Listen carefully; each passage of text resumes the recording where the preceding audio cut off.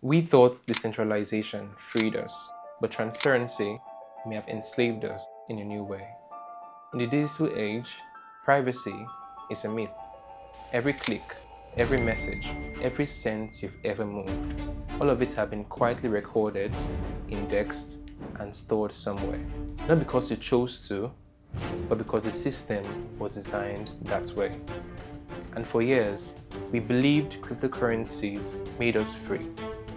A decentralized revolution, money without banks, freedom from surveillance. But what if I told you that most cryptocurrencies are not private at all?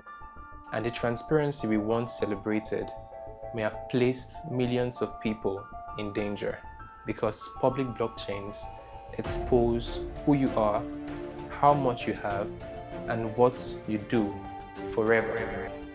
This is the story of the people who refused to accept that fate and the technology built to challenge the very foundation of financial surveillance. In 2019, a quiet neighborhood in the Netherlands woke up to loud screams. A long-time holder of Bitcoin was tied on a chair as armed robbers tortured him for access to a wallet they had tracked days earlier. How did they find him? Not through detective work, not through informants, but through the blockchain. A single transaction he made was linked to his identity. From there, his entire balance was visible, his net worth exposed, his home location trackable. This wasn't random. This was targeted, engineered by the transparency of the system itself. In 2021, something new began happening. People who had bought NFT usernames like Vitalik.eth, like Pranksy.eth, had no idea that they were also exposing their entire financial lives. With an ENS name, you weren't just flexing, you were revealing. Hackers tracked their wallets, they saw millions in assets, they sent threats, extortion demands, phishing attacks, all because the blockchain told them exactly what to target. Once your address is public, your entire life becomes an open book. Even if you don't share your address publicly, attackers can find you. They send tiny amounts called dust to thousands of wallets, then watch how it moves between your accounts. They map your activity, identify your holdings, and the targeting begins. But here's the twist. Many people assume Bitcoin was meant to be private, but Satoshi knew otherwise. He knew Bitcoin exposed information, and he wanted to fix it. In one of his forum posts, Satoshi said he had explored adding zero-knowledge proofs to Bitcoin, but he couldn't figure out how to implement them at scale. Then Satoshi wrote something even more revealing. Some information may not need to be stored by the network, such as value or the association of inputs and outputs. He imagined a Bitcoin where the amounts were invisible, where your transaction history wasn't publicly mapped forever, where nobody could see your entire financial life.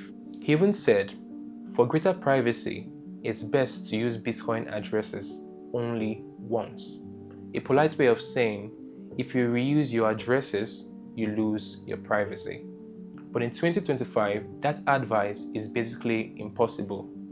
You reuse addresses on exchanges, apps, wallets, airdrops, everywhere. Bitcoin was never private, and Satoshi knew it. So if Satoshi couldn't solve privacy, who did? In 2013, a group of cryptographers from MIT, Johns Hopkins, and Tel Aviv University discovered something terrifying. Bitcoin wasn't private, not even a little. So they built something new, a completely different species of money. A cryptocurrency where transactions weren't simply hidden, they were mathematically impossible. They called it zero coin. But as the idea grew, it evolved into something bigger.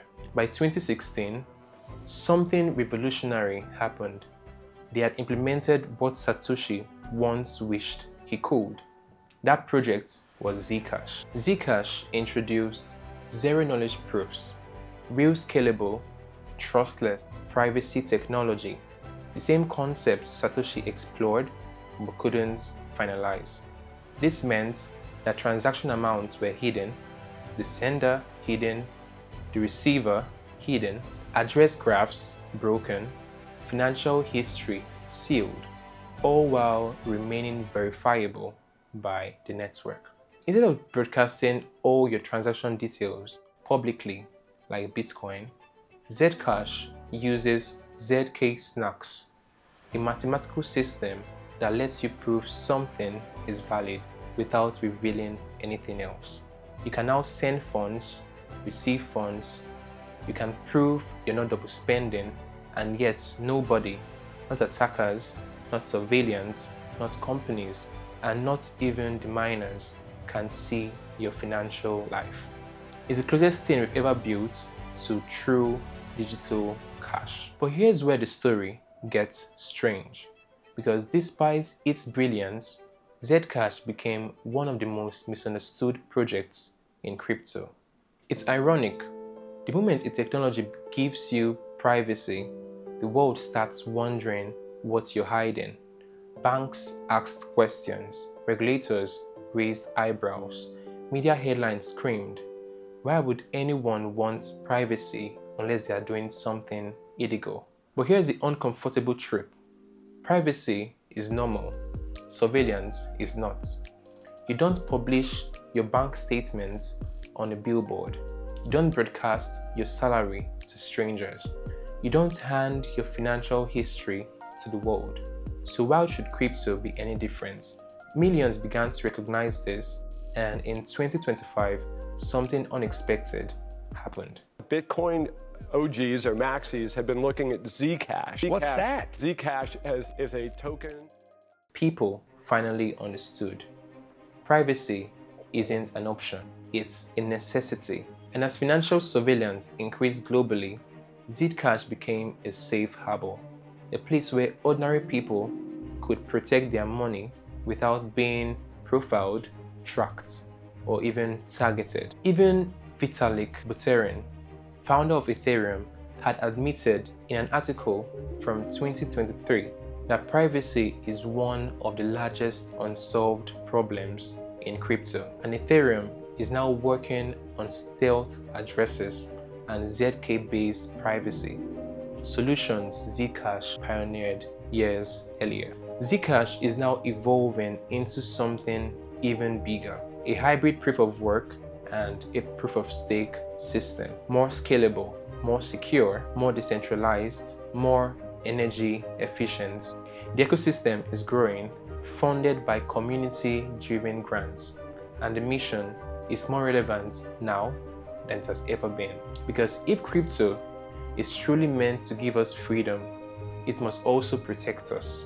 Crypto solved money without banks. It solved trust without institutions. It solved consensus without governments. But the one thing it didn't solve, the thing it desperately needed to solve, was privacy.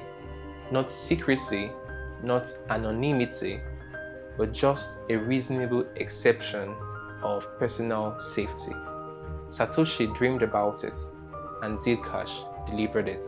And if crypto is ever going to achieve true sovereignty, then privacy cannot be optional. Because without privacy, freedom becomes a target, and every revolution needs protection. If you believe people deserve privacy, safety, and sovereignty, then share this video, because the more people understand the risk, the safer we all become. Until we see again, it's GM from Benny Well.